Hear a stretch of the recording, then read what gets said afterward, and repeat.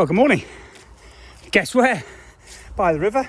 Phil's having a roll this morning because he's already been in the river whilst we're on our run. Look how high it is. Trigger Tuesday. Brilliant day yesterday. Met with an old mate, put a post up. Pete Murphy, Spud, as everyone knows him as. Superb guy. We were together with the Royal Marines many years ago. He was a naval officer, educator, working with Royal, and stayed with them for a very long time. Did a brilliant job, and we shared a house. Mad times. One can imagine. You can imagine. But okay, Trigger Tuesday. I'm just making a little vow to myself that I'm going to try to introduce over this means my winning routines. Now, I've spent ages developing those over the years, and working with all sorts of different people, but coming up with an idea of 5 winning routines, each one composed of a number of things, ultimately to become a winning leader.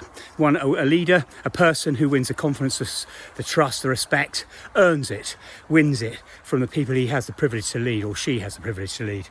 But each of those winning routines has a series of aspects to it, and I want to try and share some of those as we build up to Christmas, build up to a big trip away, and I hope it'll just keep you interested and in touch. So the first one, and I'll give you all of them first. Winning routine number 1, choose your mood. Choose your mood. Winning routine number 2, choose your story about yourself, about others, about situations, and what the stories you choose, how does that pan out, and how you can make them really positive. Choose your behaviour.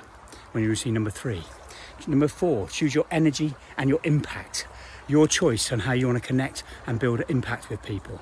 And routine number 5, choose to be a winning leader. And that's a bit of a catch-all, to be perfectly honest. All of these are a curriculum for a leadership programme with an underlying ethos, which I blatantly stole from a brilliant book called Legacy. Kerr is the guy, Jeremy Kerr, Jay Kerr. Anyway, Kerr is the guy, Legacy, about 15 lessons of leadership from the All Blacks. At one stage, the most successful sporting team ever. They're going through a bit of a tough time, and they'll be going back to some of their roots. But I'll share this with you, and here's the mantra, or the mantra in there, is better people make better players.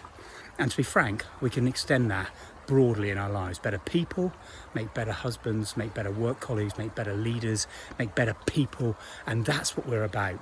And if we can do that and we work on ourselves, not about perfectionism.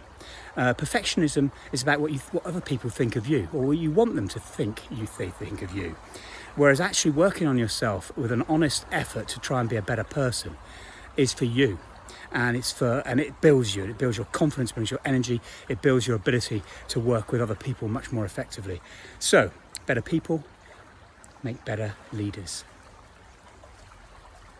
Anyway, enough, I think. I'm going to share winning routine number 1, choose your mood, next time we get together. And what are some of the aspects of that? Take care. Have a great week. Trigger Tuesday.